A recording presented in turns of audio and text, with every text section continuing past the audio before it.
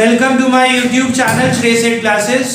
Accounts में आज एक हम नया चैप्टर स्टार्ट करेंगे। चैप्टर का नाम है comparative and common size balance sheet and profit and loss account. But मैंने यहाँ सिर्फ बैलेंस शीट लिखा है क्योंकि आज हम सिर्फ बैलेंस शीट का एस्पेक्ट कवर करेंगे। प्रॉफिट एंड लॉस अकाउंट के लिए हम नेक्स्ट क्लास में देखेंगे। अब एक चीज इस चैप्टर को लेके बिल्कुल क्लियर कट रखना बेटा, आपके बोर्ड के पेपर में इस चैप्टर का एक क्वेश्चन फॉर श्योर आएगा और क्वेश्चन आएगा 4 नंबर।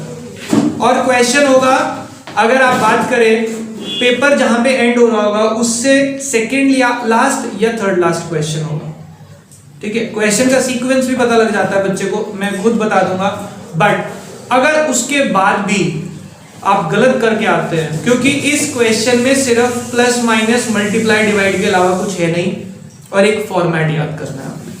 अगर कुछ बच्चे इस क्वेश्चन को गलत करके आते हैं तो प्लीज अपना रिजल्ट मेरे से डिस्कस करने भी मत आना, क्योंकि उसके बाद वो रिजल्ट बहुत खराब होने वाला है। और अगर किसी को डाउट है तो पिछले प्री बोर्ड्स में जिन बच्चों ने कंपैरेटिव और कॉमन साइज को गलत किया था वो अपना रिजल्ट खुद ऑब्जर्व कर सकते हैं कैसा रहा होगा। इधर देखिए, अब इसमें हम सब बैलेंस शीट के फॉर्मेट को जानते हैं। पर्टिकुलर्स, नोट नंबर, आपके पास 2 साल का डेटा होगा। आप उस डेटा को कोशिश करें कि पहले कौन सा लिखें जो पुराना साल दिया हुआ है, 31 मार्च सपोज 19 और 31 मार्च 2020, राइट। आप बैलेंस शीट का फॉर्मेट सब जानते हैं। सबसे पहले हमारा आता है इक्विटी एंड लायबिलिटी। जिन बच्चों को नहीं याद है वो साथ साथ अब कर लेंगे, वैसे ये पहले भी किया हुआ है हमने। इक्विटी एंड लायबिलिटी में सबसे पहली हेडिंग आती है हमारी share holders fund. Share holders fund में हमारे पास 3 चीजें आती हैं, equity share capital, preference share capital, reserves and surplus. फिर हमारे पास सेकंड आता है non current liability. Non current liability में हमारी सारी की सारी लॉन्ग टर्म बोरोइंग्स और प्रोविजंस और डिबेंचर्स आते हैं। तो इसमें अगर हम लिखें long term loans, borrowings, provisions, कुछ भी लिखा हो सकता है। दूसरा हमारे पास इसमें हो सकते हैं डिबेंचर्स। तीसरा इसमें हमारे पास हो सकता है डेफर्ड टैक्स लायबिलिटी। इस नाम से भी एक लायबिलिटी गिवन होती है, डेफर्ड टैक्स लायबिलिटी। इसका मतलब कोई ऐसा टैक्स था जो आपने ये कह दिया कि मैं अगले साल दूंगा, जिसको आप provision for tax for next year बोलते हैं। तो नेक्स्ट ईयर की बात हो गई तो ये अगले साल का है, इसका मतलब ये लॉन्ग टर्म हो गया। और लॉन्ग टर्म होते ही कहां चला जाता है, deferred tax liability, non current liability में चला जाता है। क्योंकि नॉन करंट क्या होती है, जो 1 साल के बाद देनी है। उसके बाद मेरी थर्ड हेडिंग होती है करंट लायबिलिटी। और करंट लायबिलिटी में आप सब जानते हैं आपके पास क्या क्या आता है, bill payable, bank overdraft, creditor, short term loans. अब बेटा ये मैंने नाम ऐसे लिख दिए क्योंकि मुझे नीचे एसेट्स भी लेके आने हैं। आप इसको सीक्वेंशियली नीचे नीचे लिखते चले जाएंगे। पहले bill payable, bank overdraft, creditor, वो सब ऐसे आ जाएंगे आपके, क्लियर। उसके बाद हमारा आता है टोटल लायबिलिटी साइड का टोटल हो जाएगा 2019 का भी और 2020 का भी। इसके बाद मेरे रोमन 1 के बाद आएगा रोमन 2, यहां पे इसकी हेडिंग होगी असेट्स। एसेट्स में पहला क्या होगा, नॉन करंट एसेट्स। अब नॉन करंट एसेट में आपके पास क्या आता है, अगर हम बात करें बिल्डिंग, मशीनरी, ये मैंने लिख दिया टैंजिबल। कौन से आ गए, टैंजिबल। और भी हो सकते हैं फर्नीचर वगैरह। इसके बाद हमारे इंटैंजिबल भी आ जाएंगे, लाइक गुडविल, पेटेंट, सब आ जाएंगे। लिख लेंगे आप जो भी गिवन होंगे।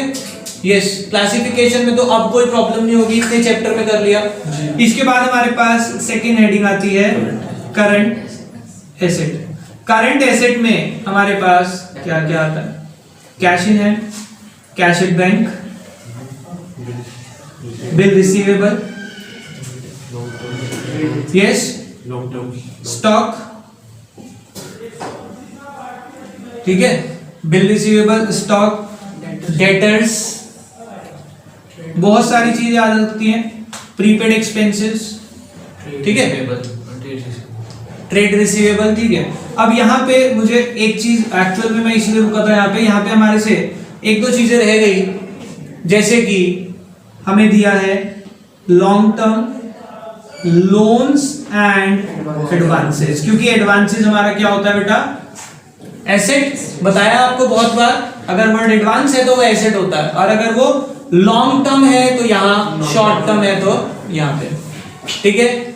जैसे यहाँ आया था डेफर्ड टैक्स लायबिलिटी, अगर डेफर्ड टैक्स एसेट आ रहा है तो वो नॉन करंट में ही जाएगा। क्लियर हो गई बात? इसके बाद हम क्या करेंगे यहाँ पे? Total asset. अब इधर समझेंगे बेटा, आप सब जानते हैं total liability is equal to total asset. 2019 का 19 से मैच होगा, 20 का 20 से। आपको सिर्फ ये याद करना है, क्योंकि इसके आगे जो वैल्यूज या फिगर्स होंगी वो क्वेश्चन में आपके पास गिवन होंगी, आपको उसमें दिमाग नहीं लगाना। इसमें इसीलिए आसान माना जाता है कि हमें कुछ भी कैलकुलेशन नहीं करनी, सारी कैलकुलेशन या वैल्यूज आपको करके दी हुई होंगी क्वेश्चन में। सपोज आपको क्वेश्चन में दे रखा है इक्विटी शेयर कैपिटल है 2 lakh, 3 lakh, preference share capital है 1 लाख, 1 लाख से इसको कर देते हैं, चलो 75,000। सपोज टोटल आ रहा है 10 lakhs 12,50,000, ठीक है। ऐसे आपके पास सारा डेटा गिवन होगा। मैंने फॉर एग्जांपल 3 चीजों की वैल्यू लिख ली, और आपको क्वेश्चन में कहा है, ये डेटा देने के बाद आपको क्या कहा है? Prepare comparative balance sheet. कौन सी बैलेंस शीट? कंपैरेटिव। याद रखना, दोनों का फॉर्मेट अलग है, कंपैरेटिव का अलग है, कॉमन साइज का अलग। ये फॉर्मेट तो सेम है, ये वैल्यूज भी सेम आएंगी, आगे के जो 2 कॉलम बनेंगे वो दोनों में अलग अलग हैं, इसलिए बोल रहा हूं नाम ध्यान से पढ़ लेना, कंपैरेटिव कही है या कॉमन साइज। पिछली बार बच्चों को ये सब समझ आ गया, पर कंपैरेटिव पूछा था, कॉमन साइज बना है, फिर कहते हैं कि सर हम पास नहीं हुए, ठीक है। तो फिर ऐसे बच्चों का तो कंपार्टमेंट आना बहुत जरूरी है, जिसको यही नहीं पता कि चीजें कैसे लिखनी है, तो बनता है दोबारा आओ, तो आपकी प्रैक्टिस की अभी कमी है। देखिए बेटा, यस, अब मुझे कौन सी बैलेंस शीट का करा रहा हूं? कंपैरेटिव। पहले कंपैरेटिव। कंपैरेटिव में मेरा कॉलम बनता है, एक थर्ड कॉलम जो है दैट इज एब्सोल्यूट चेंज। क्या बनेगा? एब्सोल्यूट चेंज में मुझे यहाँ पे फॉर्मूला लिखना नहीं है, दिमाग में रखना है current year minus previous year. जो लेटेस्ट ईयर है उसमें से पुराना साल आप माइनस कर दे। 3 लाख माइनस कितना हो गया? 1 लाख, प्लस में 75,000 माइनस 1 लाख माइनस का 25, तो मैंने ब्रैकेट में लिख दिया। ऐसी जो जो वैल्यू होंगी सबके लिए एब्सोल्यूट चेंज बन जाएगा, टोटल के लिए भी एब्सोल्यूट चेंज बना लेना। ये ना सोचना कि टोटल का कुछ नहीं होगा, इसका भी होगा। 1250 माइनस 10 2 लाख बेटा, प्लस का 250। अब हो गया अभी से शुरुआत, प्लस माइनस करना सिखाऊंगा अब मैं लिख के। एब्सोल्यूट चेंज आ गया। इसके बाद एक कॉलम बनेगा परसेंटेज चेंज का, राइट। परसेंटेज चेंज में मैं क्या करूंगा, फॉर्मूले को याद रखेंगे। एब्सोल्यूट चेंज वाला जो कॉलम है वो न्यूमरेटर में आएगा, डिनोमिनेटर में आएगा बेस ईयर की वैल्यू इनटू 100। न्यूमरेटर में क्या आएगा? Absolute change upon base year into 100। मैं वैल्यू लिख के दिखा रहा हूं आपको। For equity share capital 1 lakh upon 2 lakh into, लिख के सॉल्व कर लेना, कोई दिक्कत नहीं है, ये आएगा आपका 50%। ठीक है, अगला 25,000 अपॉन 1 लाख इंटू 100 माइनस का 25%। ठीक है, 2,50,000 अपॉन 10 लाख इंटू 100 25%। ये पॉजिटिव का। अगर खुद सोचो 12th क्लास का बोर्ड का बच्चा ये गलत करके आ रहा है तो क्या उसे पास करना चाहिए? तुम सच सच बताना अपने दिमाग में। तो बेटा तभी तो सीबीएसई कहता है कि जो एक्सेप्शन है वो सारी दुनिया में होते हैं।